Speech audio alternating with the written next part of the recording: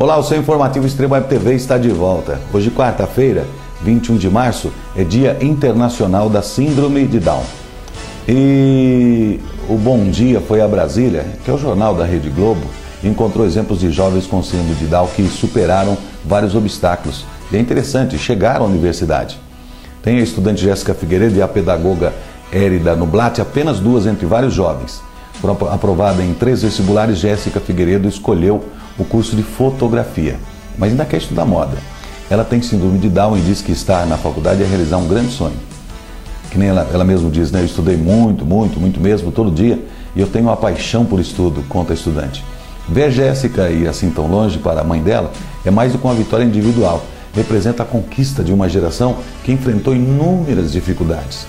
Para entrar na escola, inclusive regular. Não só para entrar, mas para permanecer nela, afirmou a servidora pública Ana Cláudia Figueiredo, que é mãe de Jéssica, né? Um levantamento feito por uma ONG contou 18 estudantes com Down no ensino superior no Brasil. Educadores e pais de jovens com síndrome de Down acreditam que esse avanço deles na escola aconteceu principalmente graças à inclusão, né? Há pouco mais de 10 anos, só 20% dos alunos com deficiência frequentavam turmas regulares. Hoje, 75% estão em escolas regulares. Foi o que mostrou o último censo escolar. Para vencer a dificuldade de aprendizado, a criança precisa de um acompanhamento de profissionais, como fonoaudiólogos e pedagogos, desde os primeiros meses de vida. A forma como ela aprende é mais lenta. Então a gente precisa, como diz a entrevista, estimular para que ela possa acompanhar as crianças e a idade dela, explicou a fisioterapeuta Nádia Quadros. Na rede pública, de acordo com o Ministério da Educação, 84 mil professores são especializados em ensino especial. Os estados e municípios vêm buscando implementar políticas de inclusão escolar. Ainda não são suficientes, mas são bastante significativas.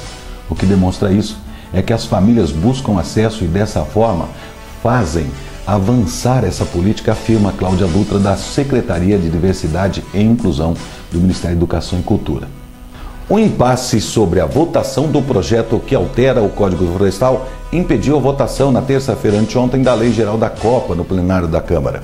De acordo com o presidente da Casa, Marco Maia, do PT do Rio Grande do Sul, a oposição ameaçou obstruir caso não fosse marcada uma data para a votação da nova legislação ambiental.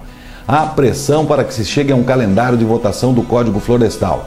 Demos um tempo até amanhã, sem votar a Lei da Copa, para conversar e ver se é possível, em comum acordo, definir um calendário.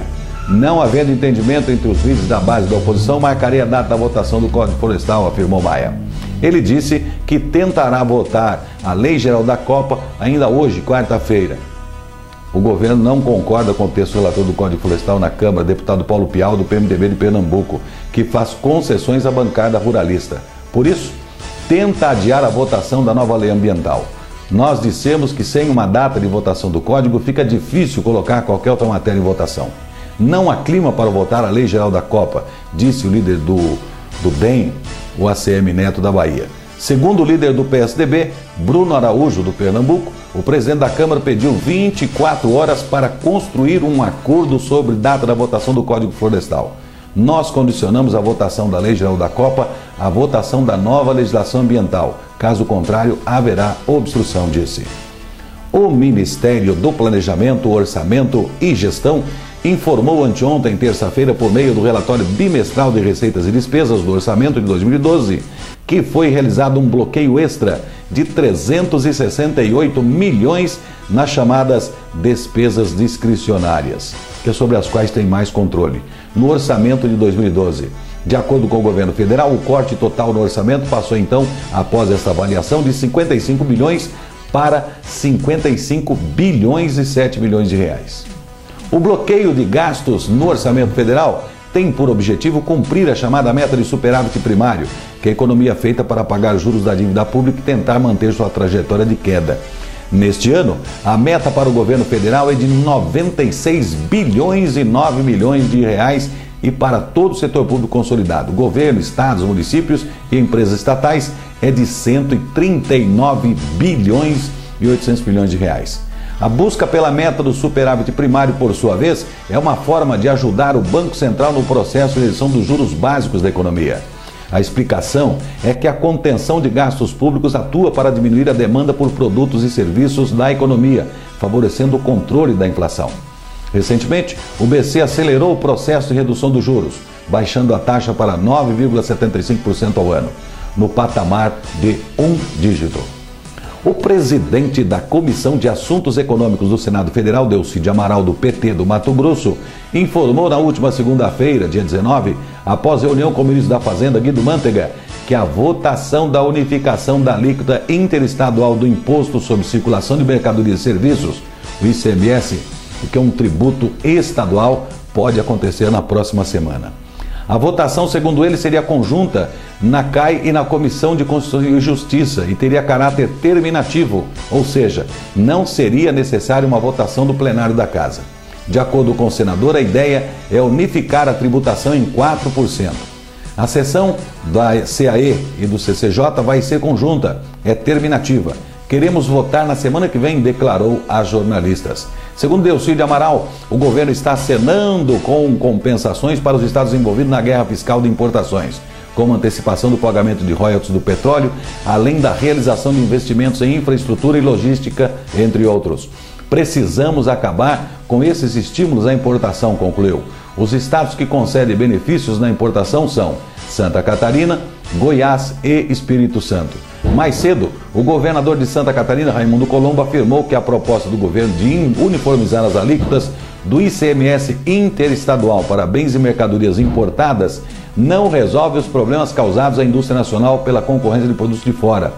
Não vamos reduzir a importação através desses elementos, uniformizando alíquotas. Eles apenas vão fazer migrar para o centro consumidor. Ou seja, São Paulo, que já importa 37%, vai passar para 60%, 65%.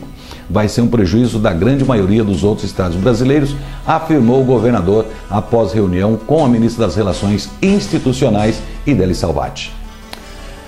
O Paraná irá receber R$100 mil do Ministério da Saúde para o combate às chamadas doenças negligenciadas. Dentre essas doenças estão alguns males que atingem sobretudo populações com baixa renda, como hanseníase e esquistossomose. Os outros 25 estados do Distrito Federal também receberão verbas para o combate dessas doenças. Ao todo serão investidos R$25.900.000. O objetivo do repasse é fazer com que os estados fortaleçam as ações de vigilância epidemiológica, já que o surgimento dessas doenças costuma se tornar uma endemia nas comunidades afetadas. Os recursos disponibilizados aos estados deverão ser repassados diretamente aos municípios, que já foram pré-selecionados pelo Ministério.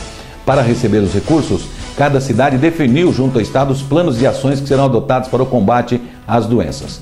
O estado de Minas Gerais receberá R$1.040.000. O Tribunal Superior Eleitoral, TSE, decidiu no dia 15 da semana passada que os candidatos estão proibidos de fazer propaganda eleitoral por meio do microblog Twitter antes do período liberado para divulgar candidaturas. O pessoal nem escreveu e já está se declarando candidato no Twitter. Nas eleições municipais desse ano, a propaganda estará permitida, inclusive no microblog, só a partir de 6 de julho. A pena prevista em lei para o candidato que fizer propaganda eleitoral antecipada é de multa que varia de R$5.000 a R$25.000. Fique atento. O veto à propaganda antecipada pelo Twitter vale só para os candidatos, partidos e envolvidos na campanha. Quem não está?